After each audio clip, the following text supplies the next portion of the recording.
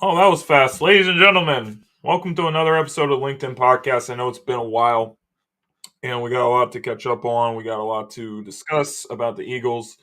I have my co host, Lindy, in the building. Lindy, what's going on, man? How are you? That intro was about as as dysfunctional as the Eagles have been for the last 5-6 Yeah, I weeks. don't even know. I don't even know what Uh to do. But yeah. yeah, it's been a dysfunctional mess, and I guess we'll get into it right Mm, away. try Starting to. off the show, the Eagles have lost 5 of their last 6 games. After the 49ers game, it's just been a mess. They blown out by the Cowboys, blown out by the 49ers, lost the game to the Cardinals, almost lost the game to the Giants on Christmas, but they managed to pull that one out. They've been terrible. They've been probably the worst team in the NFL over the last 5 to 6 games. Your thoughts? I mean, I don't think the thoughts change across every single other uh, coverage person, fan, anyone involved in the media on how much of a collapse, a level of dysfunction, and just sheer unprofessionalism of a product that this team has produced after we have developed a semblance of a winning culture for the last few years, and we get to this point again, and it's just it's such a toxic carousel. And it reminds me of going back to just watching the eventual demise of Doug Peterson after winning the Super Bowl, and then how 2020 transpired. And we don't have to, it's just been mentioned so many times now, but you look at moments like this, and it just it reminds you of such unnecessary negativity, and you just I don't I have no idea what to think about this, really. I don't. Everything is so perplexing, and I think the wool has been put over our eyes for such a long time this year, how we were winning these football games. And it's been mentioned that the toughness that this team displays, and they battle through this adversity. Well, it is the adversity created in house, or is it coming from other sources? you know I think a lot of it is self-inflicted wounds of them getting into their own mess of situations in these games. And there's some that they have been able to pull the win out of their what, and then others they don't. So it's like, at some point, when is something going to give, that you have to understand that what they're doing isn't working? None of what they have been doing is um, sustainable. So it's like, how can you I could go on and on, but we have other topics. But it's just funny how everything blends into one conversation. It's just, when is something going to give? I have no idea. It's just not right. Yeah, I mean, it's hard to really pinpoint what the real problem is of this team. This team has just not been what we expect them to be. Even when they were winning games, we kind of like overlooked a lot of stuff, but the issues have been there most of the season, I would say. The number one thing is they've been sloppy. Even to start the season, they've been sloppy in almost every game. There's been turnovers, there's been issues with play calling. The biggest thing that told me that we were done was in the Arizona Cardinals game when you had them not knowing which personnel was going to be on the field, and then they showed Julio Jones looking at the sideline, and he was like, he didn't know what the hell was going on. People were yelling at coaches, all this stuff, and it was just a big mess. So I'm kind of concerned when it comes to the coaching staff. I know that people always want to fire Brian Johnson and, say all this stuff, but rightfully so. But what about Nick Sirianni? I mean, has Nick Sirianni lost this team? That's what we're going to find out on Monday night. If they come out and they just look like a team that doesn't care, I don't see how you can bring him back next year. And I know that's saying that after 1 year after being in the Super Bowl, which sounds crazy, but that's actually what it looks like to me. That the team does not really think this guy is a great coach, and he doesn't look like he has any control of the team. And, there's all these issues going on. I don't know. The only thing I will say is this when it comes to Nick. I kind of think it's a long shot that he is going to get fired. I will Mm-hmm. say that. However, if he sticks up for Brian Johnson after his season and says, "Oh no, this is my guy. Like we're keeping him on the staff," he's going to be gone. I'm telling you because this is what happened to Doug Peterson. Doug Peterson did the same thing with Press Taylor. Mm-hmm. And he stuck up for him, and he was like, "No, this is my guy." And Press is his OC with Jacksonville now, so it's the same thing. And Doug won a Super Bowl. He didn't. Nick lost the Super Bowl, but I mean, he made it there. I'm not taking any credit from him, but if he does that, but you fire Doug, then I don't see how you wouldn't fire Nick for the same reason. If you're this is the same Eagles organization that we know. That's what I think. But I think that there's a lot of turmoil with the coaching staff. And I don't even really know if they went out and got some experienced OC that would like fix all the problems on the team. Because at the end of the day, it's still Nick's offense. It's Nick's plays. It's Nick's game planning throughout the week. The way Nick is still running the team, even if Brian Johnson is calling the plays. Nick deserves, I think, most of the responsibility for the collapse. So if it comes out and they get destroyed by the Buccaneers, I think he's gone. That's crazy to think about. Yeah, it is. Although I do not see it happening personally. I would say it's a The long shot, but based off of what the I laid out, I don't. It does make some sense. well, it's it's a situation where they made their bed and they have to sleep in it, and it's really almost a night and day change when you go from last year and how the offense was organized and coordinated by Shane Steichen, and you come into this year with a first year offensive coordinator, and you would think that, with the SEC background that Brian Johnson has had in terms of where he has come from, being with the Florida Gators and his relationship with Jalen Hurts, there should be a Mississippi State. little there should be a little easier of a transition from the collegiate level to the NFL level. And a lot of SEC programs have, NFL, based concepts in their offense and what have you, and we should understand a little bit of that. And you talk about, and it brought the fact up to me in talking about players on the sideline and everything, and and they're just expressing their frustrations and not knowing what the hell is going on.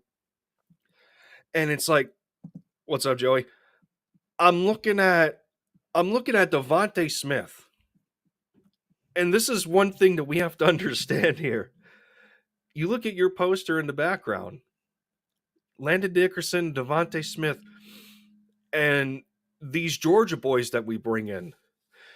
Can can you imagine the amount of scrutiny and whatever other adjective that you want to put in there, whatever other definition you want to put in there? Can you imagine the amount of scrutiny there would be? And congratulations to Nick Saban on his retirement, such a decorated career over at Alabama. the level of professionalism at the collegiate level that these kids are introduced into, and we talk about those guys, and we have them on our team. Georgia, Alabama, and a lot of other players. I think Florida State's one of those teams too. The programs that they create, and they go into a season that turns into this at the end of the year. You don't think guys like Smitty and others are thinking, this isn't how Alabama runs things. What is going on? I'm at a professional level of sports, and I needed to work my you know what off to get to this point in one of the toughest most it's almost like going into the military with how their schedule is of everything.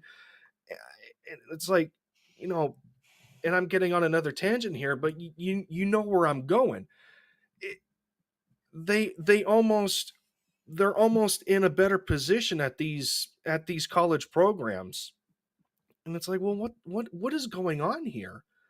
Um, and then I think about the coordinator position, and I think about Sirianni, and do I think the level of destruction that has happened this year was enough to justify a termination? I don't know. It's very rare you see head coaches lose their job after producing a considerable amount of success over a short tenure of time. Now, it depends on what your definition of success is. Yeah, Sirianni has well above a 500 record right now. We've been to the playoffs all 3 years. Two of those are wild cards against the same team and what have you. But he produced a Super Bowl appearance in that. I I really don't know. I don't know. I don't think it's grounds for termination. But Even with the loss? yes, I do not think it's grounds for termination. I think that I just think that a unnecessary mistake was created in thinking that you would have an easy transition going from an experienced offensive coordinator to an inexperienced offensive coordinator, and not properly backing him up with, you know, offensive assistants or advisors or whatever else you need to do. I don't think they did a good enough job to support Brian Johnson, and a lot of that falls on the head coach, who in his own right is a little inexperienced. This is his third year, I think third year head, you know, as a head coach, so he still has a lot of growing pains in his own right. Um, and to say that to this point is a bit damning, if you want to put it in that sense, and that could probably support the means of termination. And I also think it doesn't help that you see the slew of coaches who either part ways in other capacities, or they get terminated, or they retire. You look at Bill Belichick, you look at Arthur Smith, you look at Mike Vrabel. Uh, who else am I missing off of that list? Pete Carroll, he steps down. So it's like, well, you know, there's a lot of attractive names in that list of who you would think would be a better fit right now, other than Sirianni, somebody with a little more of a colorful level of experience and a background. But it, it's like you talk to people about this, and do you really understand like the level, what's the word I'm looking for? There would be there would be a level of submission in admitting the mistake that you have made in terms of ownership of this team with Jeffrey Lurie, Howie Roseman, you know, people in that executive position. There would be such a level of fault in saying that, oh, well, we're going to fire this guy. I just don't think it's worth doing that, because it would create such a bad look on this franchise. And the product that they want to advertise as a professional team. So I don't think they're going to do it. But big changes have to happen. Do you think that Nick has lost the team? Do I think he's lost the team? It really seems like it. It seems like he did, but I don't think it's to the point where it's beyond repair. Um, I think they just lost. I think that there's a loss of faith in what they're trying to do from a game plan perspective, because there's a lot of insanity here, and it seems there's an understanding of, in Nick's mind, he's thinking, well, my offense hasn't changed much from last year to this year. So if it ain't broke, don't fix it kind of mentality. Okay, well, if you have somebody that's less experienced in being able to organize slash coordinate the game plan against a specific opponent,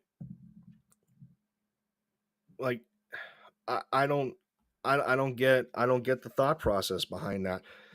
So, but I could keep going on my own little rants, but bottom line, I do think there is a level of loss on the head coach in terms of this team. I do not believe it's beyond repair, and I also do not believe that he is going to get terminated.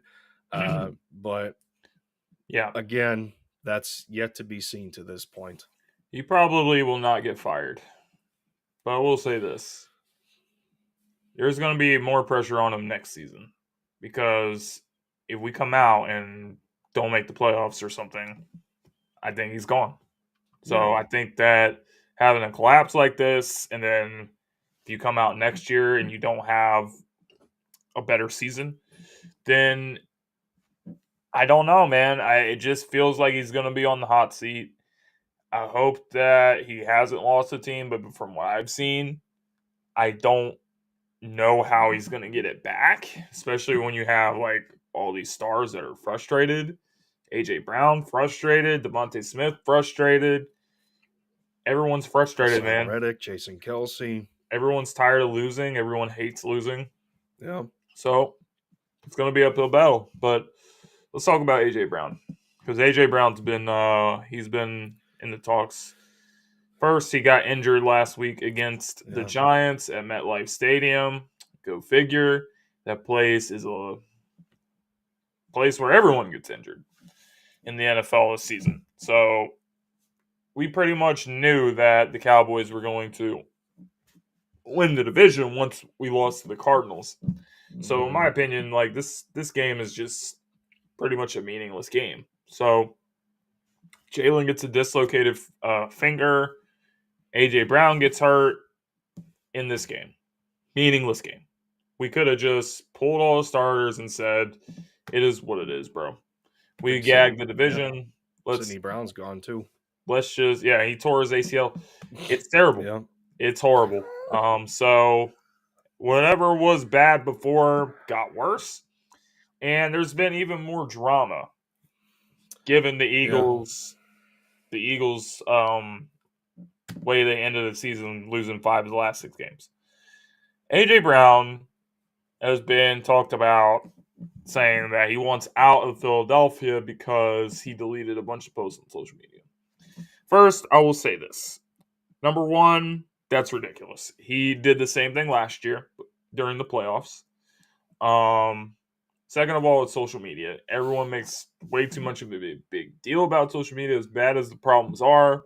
I have no doubt in my mind that AJ Brown is committed to this team and wants to stay and be a part of this.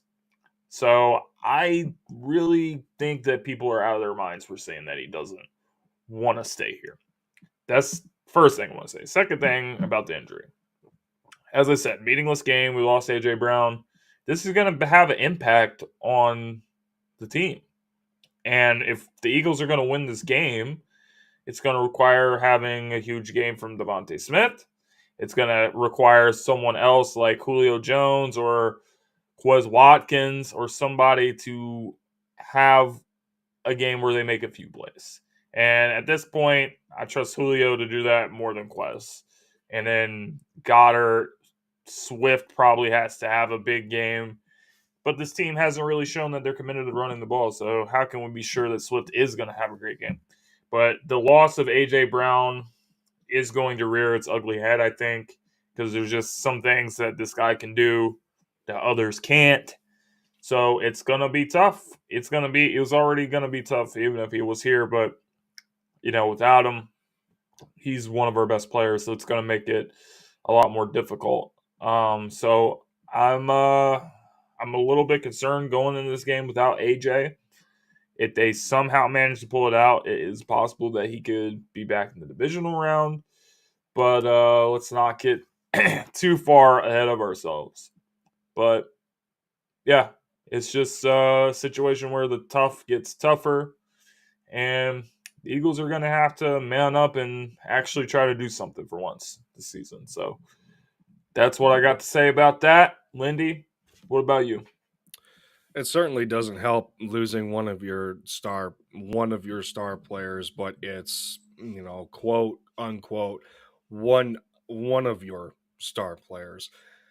I mean, we have been saying all this time, even before we got AJ Brown, that Devontae Smith is a number one receiver in his own right, and he had a year for himself to prove that he was, because that 2021 year for him was just, it seemed quiet, but it was unreal for him at the same time. Like you know, I'm Devontae Smith, an introduction to the NFL, and he had so many good games. I mean, I think that birthday game against the Denver Broncos was, I was happy for him for that one. But you know, I look at him, and hopefully DeAndre Swift is healthy enough after him having a little bit of an injury, I think.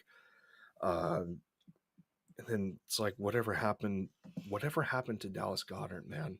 What whatever happened to using your best tight end on the team to really take advantage of throws over the middle, or attack the seams, over routes, whatever you want to use him for.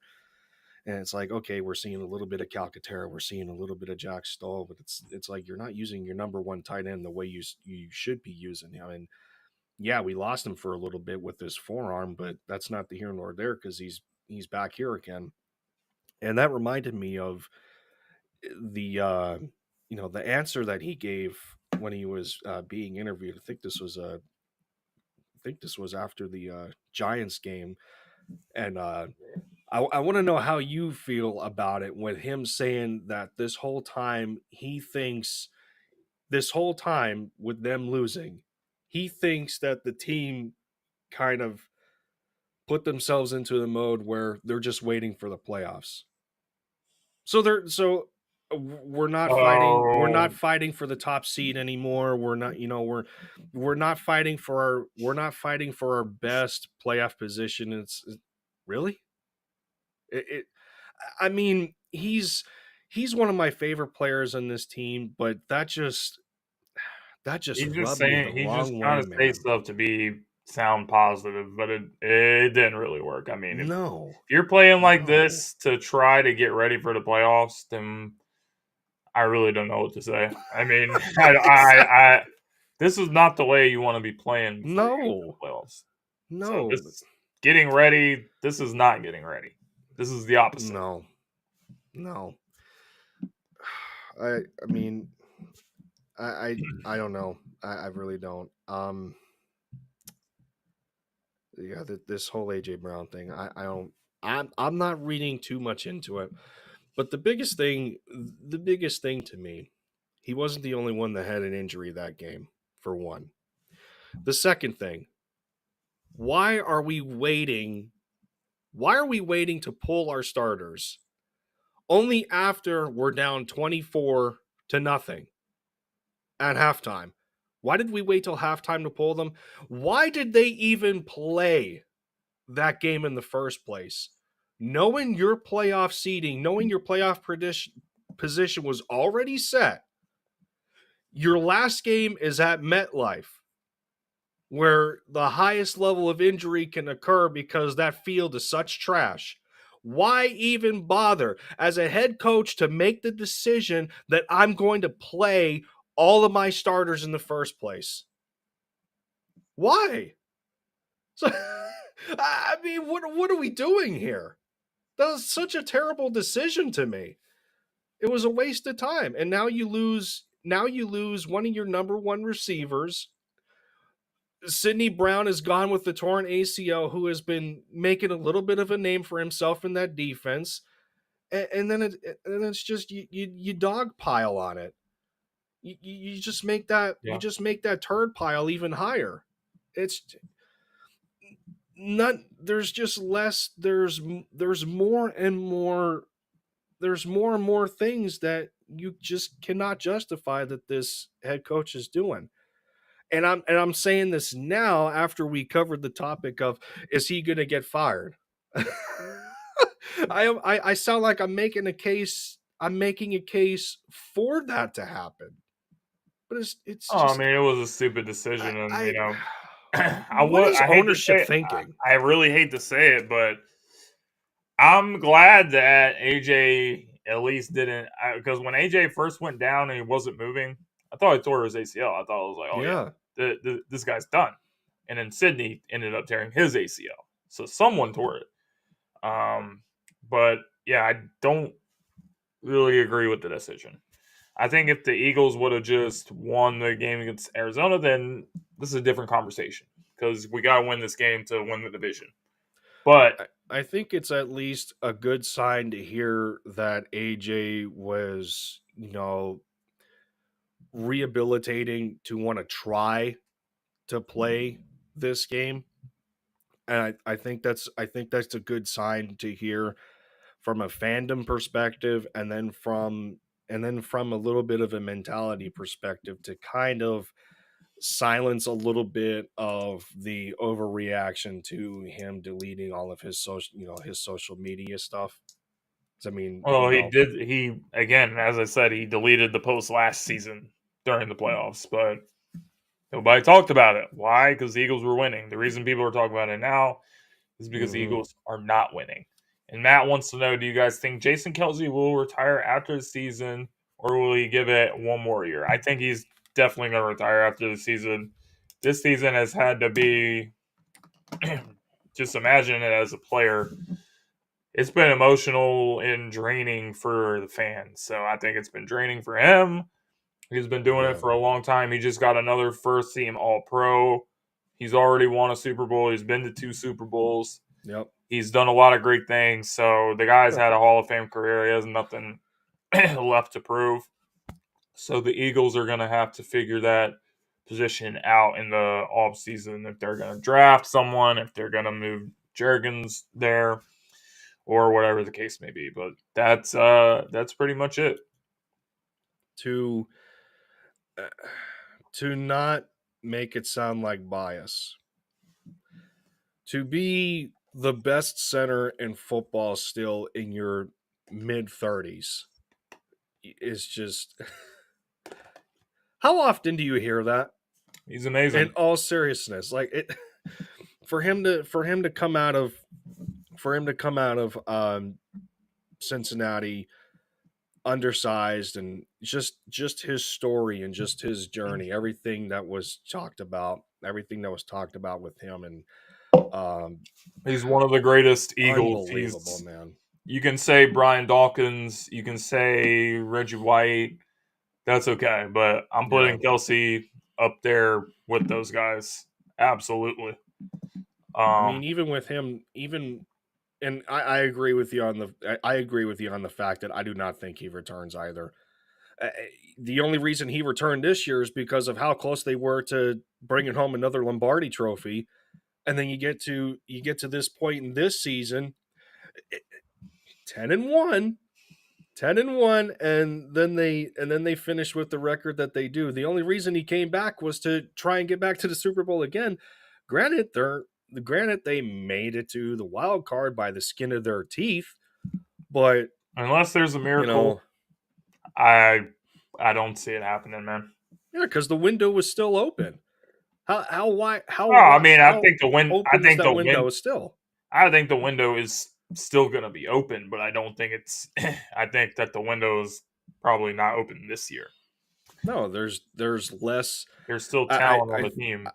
I think there's less of a production of confidence going forward, especially into next year and where this team is going to be, especially the fact of having to figure out what we are going to look like when a bunch of veterans might have to leave.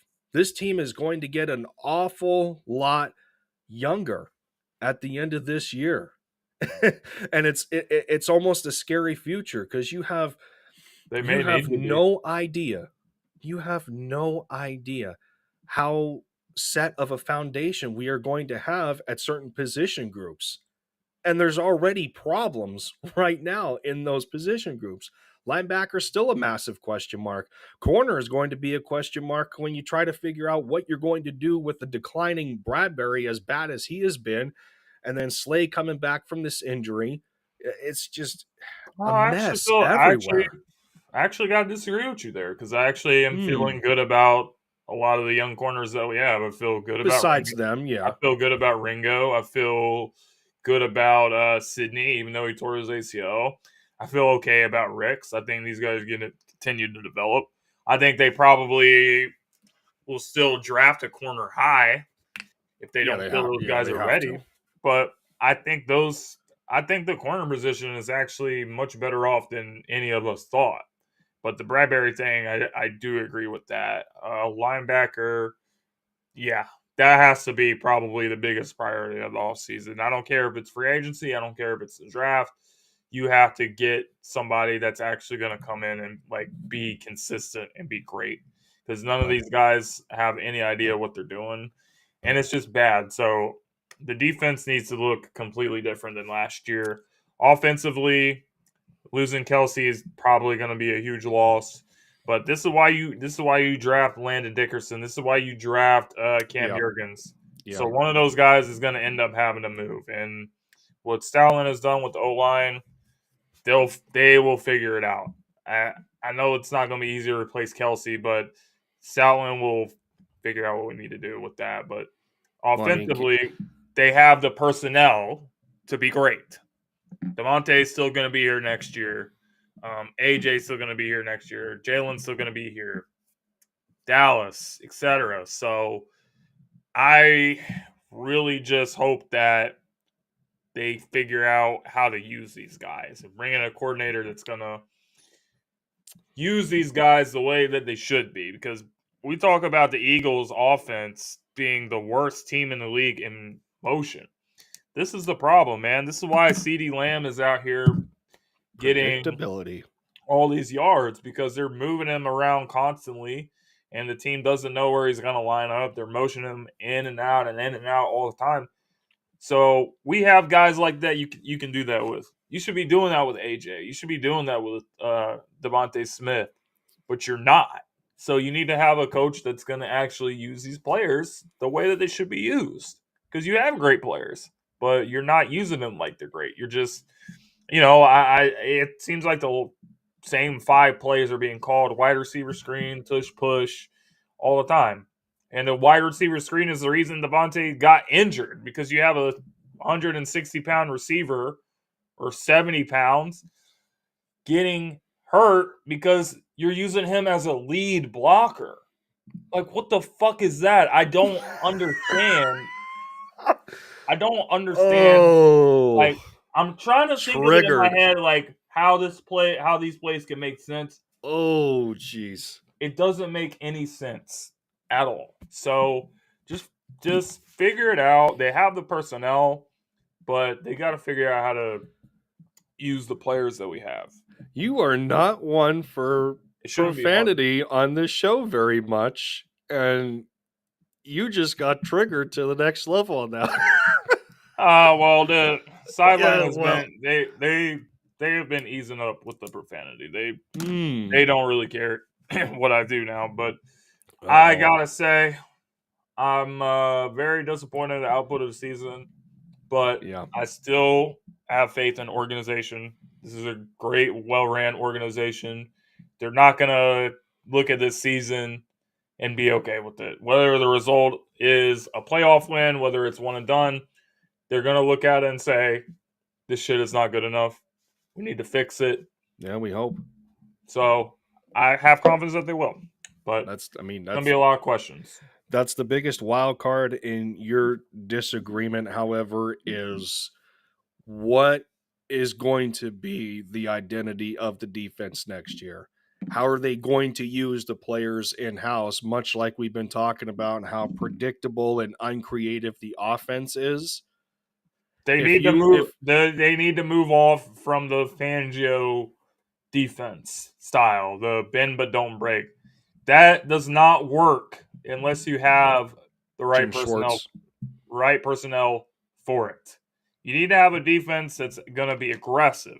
Need to have a defense that's going to get sacks, that's going to get pressures.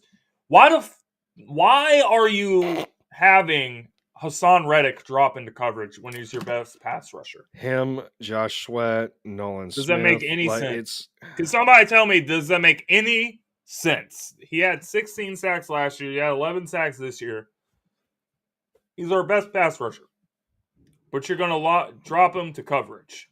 yeah, I mean, whether it's a coverage sack or a pressure sack, It's it doesn't pathetic. matter. It's stupid. It's dumb. And let's talk about this game. The Eagles are traveling to Tampa Bay. As we said, A.J. Brown is not going to play. Nope. Baker Mayfield is dinged up. The Tristan Wirfs is ruled out of this game, I think. The Bucks have injuries. Let me check that. If the Eagles are going to win a playoff game, it has to be this game. Because they're either going to end up going back to Dallas or they'll probably go to San Francisco. God forbid. So if you have any ounce of pride, you're just going to go out there and you're going to just try to get a win. Like, just try to get a win. I don't know how they're going to do it, but they have to have some guts. They have to have some pride because this team is in the playoffs. Not really because they're good. They're in the playoffs because of default because they play in the worst division in football. They play in the NFC South where every single team was trash, including Tampa, who we beat already this season. So if they have any respect for themselves, they'll go out there. But whatever happens, this game's going to be telling. We talked about Sirianni earlier. Look, if the team has not quit on him and he has not lost the team, this is the game to prove it.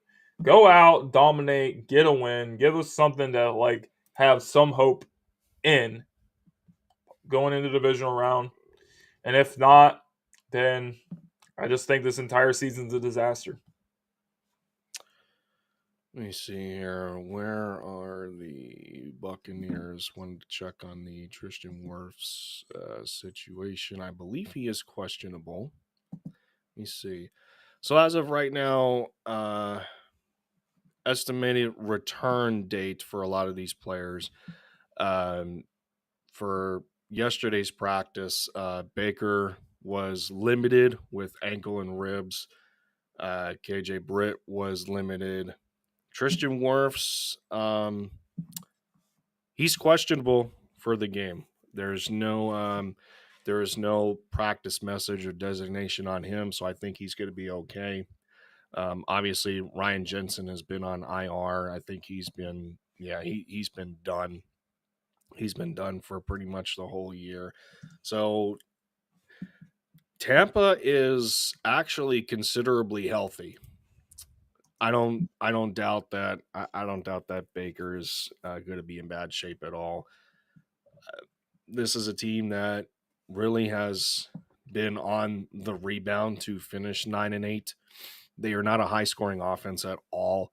They're bottom 12 in the league in terms of points per game. They're barely averaging maybe 21 points. But as we know, for a Todd Bowles led defense, regardless of whether he's the head coach or the defensive coordinator, this is a defensive football team, and they are top 10. They are actually currently 7th in points per game at only allowing 19, which unfortunately for the Eagles has been their MO for the last 5 or 6 weeks, and not being able to score a lick other than the Cardinals game where they blew a 21-6 point lead at halftime. And yeah, we don't need to revisit any of the misery that has been produced by this team because it's just embarrassing to this point.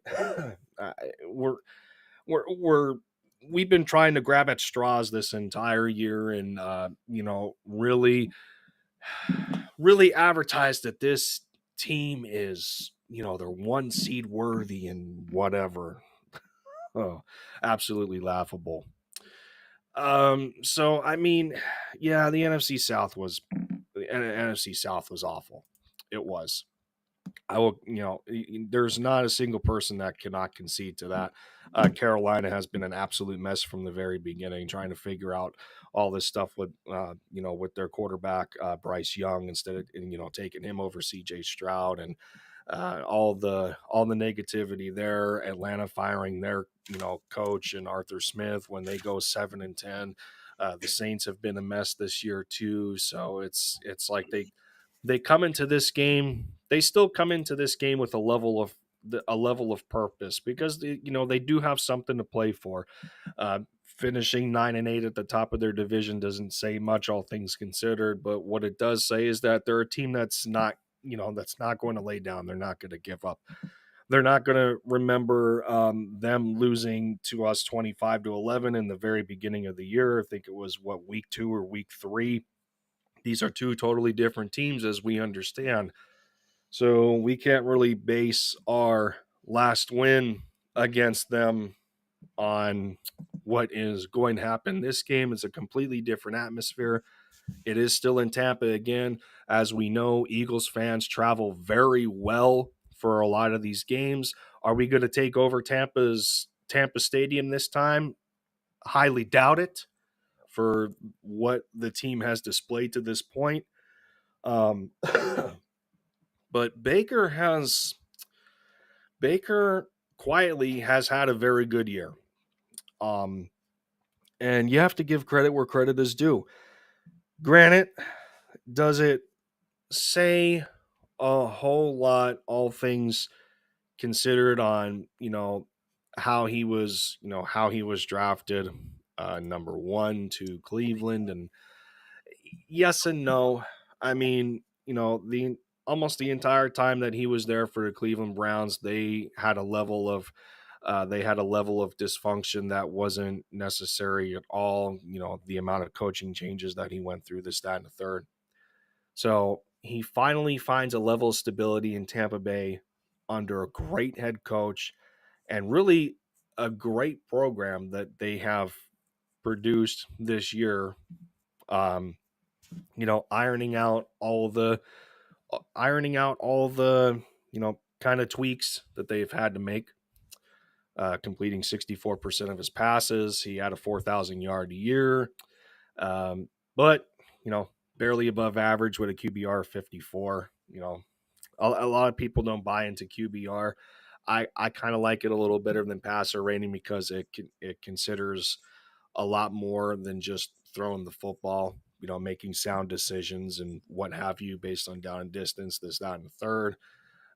So, I mean, yeah, take it that way. Rachaad White has had an awesome year for them. He's just as productive in the passing game as he is in the run. He was almost a 1,000-yard rusher this year. He tacked on almost another 550 receiving yards. And I say this because there's people just solely talking about Mike Evans. Okay, well, he's going to be one of the biggest threats this game. And we understand that because of trying to figure out who is going to cover this guy. And we're afraid that, oh no, Bradbury is going to get toasted again. But it's We have Slay coming back, which is a huge plus, the return of Yeah. Slay. But how close to 100% is he really going to be off of an injury like that? These are aging players where it takes longer for them to heal, and they're not going to be as what can I use? They're not going to be as energetic as younger kids, younger players in this league, where they can bounce back a lot easier from injuries like this. So it's like, are they going to put Bradbury on him? Are they going to No. put Slay on him? We have no idea. And he's not the only one that we have to watch for. I just talked about Rashad White. Chris Godwin is still on his football team, and he's only 27 years old. So it's like, yeah, he has had a rough injury history in his own right, but he was still 1,000-yard receiver this year. Mike Evans was 1255. Trey Palmer, when he gets the ball, he can make stuff happen. Cade Otton at tight end is pretty good. Um, you know, Payne Durham started 2 games. I think I'm trying to remember if he is a rookie or not, but he has been coming up a little bit for them. I can't imagine him making any sort of production this game. No. So it's like, the bottom line, Mike Evans isn't the only person that we have to worry about for this game. And I say these things because, again, this isn't the same team that we watched run over Tampa in their house, where where DeAndre Swift had one of the best games of his career. This isn't the same team. And if they are, and if it ends up happening, there's going to be a lot of questions that this head coach is going to have to answer. But Well, is it going to be that crazy of a change? Are we going to see that team again? Most likely not. I have no, absolutely even no if they faith. do, I'm sorry. I don't. even if they do, I'm not going to be that impressed because it's Tampa. No. So if No. this team really has something, then I think that they got to come out and they got to dominate this game and they got to win this Yeah. game. They got to win this game by double digits for me It's going to be to a game of trenches again. for It's me going to to have to be. for me to feel like there's something there. To be honest with you, but And I'll even go to this.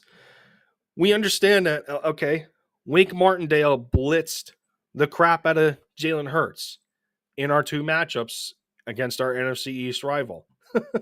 What do you think Tampa is going to do? What does Todd Bowles do? The Giants and the Buccaneers are top 3 in use of the blitz. There has been enough of an example that Todd Bowles has done plenty of homework on what Wink Martindale did to hurry up our quarterback in terms of processing, in terms of in just terms of analyzing the coverage, knowing where the blitz could possibly come from. That's a level of creativity that Todd Bowles has in terms of the blitz. We seen this already. You go back to that wild card game when Tom Brady was still quarterback in Tampa, and how, oh my goodness, how rough of a day Jalen had in the regular season matchup and the playoff game. How history seems to repeat itself. I don't think so. I think Jalen's a much different player than he was when they first played against him. I think You that sure about that? And I I only I am say that sure for about this that. reason. I only say that for this reason. How healthy is his knee really? Well, that doesn't have Uh, anything to do with him being the same player he was his first year as a starting quarterback. He's I obviously only not based off of last year. Yes. And However, we all understand that he is not running as much as he used to, outside of the stupid quarterback draw plays that don't work, especially on what was it, third and what game was it? Wasn't the Giants game, or was it the Giants game or Cardinals game where they call a QB draw on 3rd and 18? that was Outside of those BS calls, Jalen is not as dynamic as he used to be prior to this knee injury. well, And that has played out. my point was not about health. My point was about Jalen does not see the game the way he did in his first year as a starter because No, of course he he's doesn't. experienced much more. So I honestly think that the coaches need to have a game plan and they need to be ready for the blitz. They Yeah. should know that Tampa's going to blitz them, not only because they blitzed them before, but because other teams are blitzing them. The Giants are blitzing them. So they're going to blitz. You need to figure out a counter to the blitz. You need to get the ball out of his hands quick. You need to stop trying to call all these long developing plays. That's one of the things about this season. The Eagles are not using the RPO effectively like they did last year. Yet the Indianapolis Colts were the number one team with the RPO.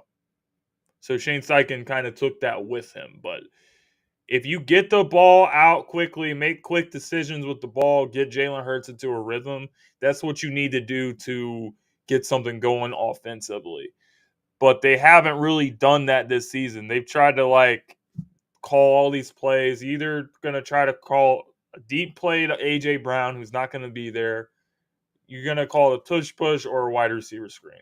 That stuff's not going to work, man. You got to be creative. You got to try to figure something out. You can't just go out here and call plays like you're playing Madden. If you do that, then you're definitely going to lose. But if they have any pride, the coaches will come up with a game plan that will get them a win, and that's it. So I think that this game is going to be very telling about this coaching staff and the players. The players got to execute, but it's been a little bit of both. But we'll have to see if they have any pride whatsoever and they come out and try to do something. What is your? It's like at the same time, what is your level of expectation on the players executing My if they're expectation?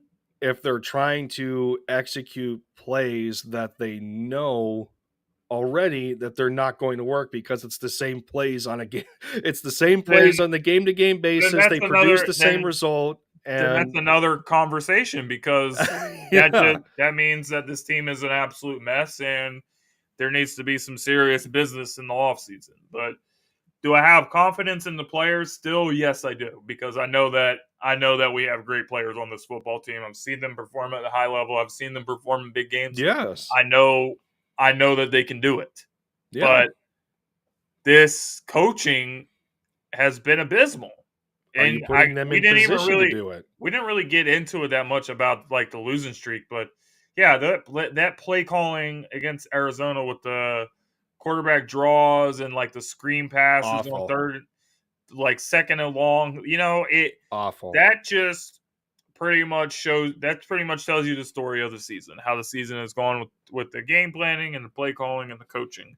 It's been terrible. So this is a game you can come out and dominate and show people that you still have something left. If they don't, then this season was a complete waste of time. But if they have anything Yeah, left, then they will show it in this game.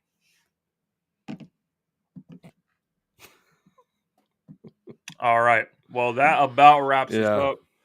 Do you want to do score predictions before we get off here, Lindy? Fool me once, shame on you. Fool me twice, shame on me.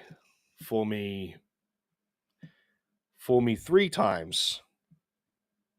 I have no idea. Uh, this, we already understand how most of this game is going to go. Um, I will point out there was a lot of games. There was a lot of games this year. Um, well, actually, Jose, I don't think that's entirely true in terms of last year. Maybe from no. I think some of what carried Nick last year was how well the defense played. It allowed them to extend their leads and sustain them for how aggressive they were, forcing turnovers, getting sacks at appropriate times, forcing three and outs, a lot of things that can keep an opposing offense off the field to where you can dominate time of possession, you're efficient with the football. Because Um, if it was the point for last year that Nick was carried by his coordinators, that's where it's contradictory, because last year and this year, the offense did not change, and it was still Nick Sirianni's offense. If that remains the same, then he couldn't have necessarily been carried, because he was the one that developed their how their offense was. But at the same time, was it game planned better by the offensive coordinator? It absolutely was, with Shane Steichen. And at the same time, I think a lot of what Steichen likes to do influenced Sirianni's offense in a big way last season. So I think the level of carry does have some merit to that regard, with how good of a coordinator Steichen was. But if it's based on Nick's offense, he wasn't completely carried. And that Okay. also applies to how well the defense was. A record-setting defense with what how many sacks that they had. They almost broke the record by, what was it, the 80 something Bears with sacks in the season. So when your defense is that good, everything else is going to look good as well. And the Eagles have not had that at all this year. Our defense, when we have been looking to depend on it from the trenches out, especially that defensive line, it has been abysmal. Okay. Absolutely abysmal. To where Fletcher Cox, amongst a lot of your other players, he cannot be your best guy. Jalen Carter was very underwhelming in the remainder of this season. Jordan Davis has been very underwhelming, and so on and so forth. So you're looking at your young guys to take over when you lose your veterans. It hasn't happened. So Score prediction? yeah, score prediction. Again, we beat this team 25-11, and it's not going to be the same result whatsoever. But, you know, outside of maybe how well the first 15 plays and how that's scripted, if that benefits them to a degree, and they balance their game out off of that, maybe we can score more than 25. But this is going to be a game of trenches. Guys like Cam Jurgens have to have a great game. A lot of these guys in the trenches, this has to be the game that they give it their all.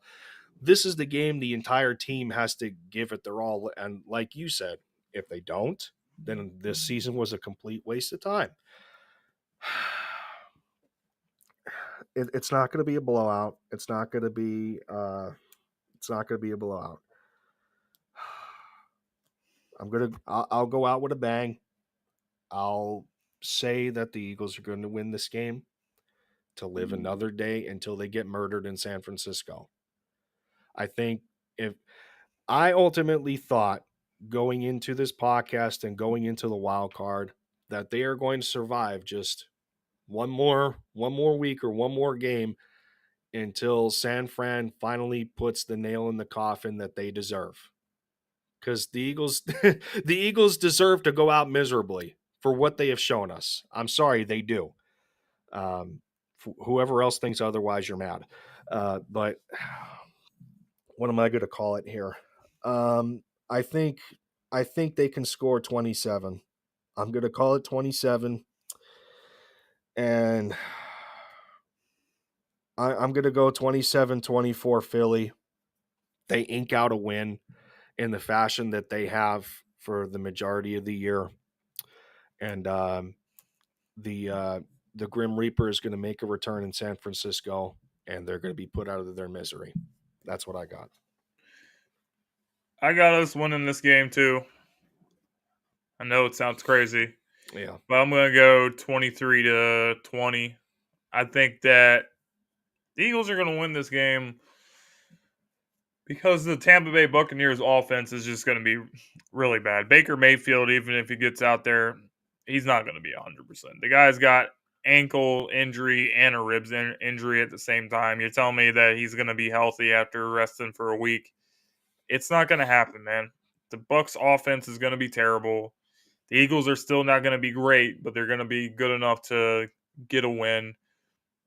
And then they'll go on to the second round. And, as you said with San Francisco, let's pray to God that it doesn't end up that way. Let's pray to God that the best case scenario would be Green Bay beating Dallas and the Rams beating Detroit. Then the Eagles would host the Rams in this divisional round at home. But seems like a long shot. Hopefully, some kind of miracle happens. But I do think also the Eagles will survive for one more. Yeah, maybe. Maybe. All right, guys. I know everyone's pissed off. I know exhausted. It's exhausting. Pissed off and exhausted with the team. But I want to thank all you guys for tuning in to the show. Jose, Matt, all you guys, Joey Shakes. You guys are fantastic. And hopefully we'll see you guys here next week for another episode. Hopefully it'll be a little bit more exciting. I know this was like a lot of letting out our frustration today, but hopefully there's something that we can talk about next week. Until then, guys, me and Lindy will see you guys on the next episode of LinkedIn. You can catch all of our other shows here on the Sideline Sports Network and NGBN TV, the newest company that we're working with, men's television network for men in their 40s, 50s, and 60s. Make sure you guys tune in to the sneak peek launch. All of our shows will be available on January 29th on Apple TV, Roku TV, and Amazon Fire. So be on the lookout for that. In the meantime, guys, go Birds. We'll see you guys next week.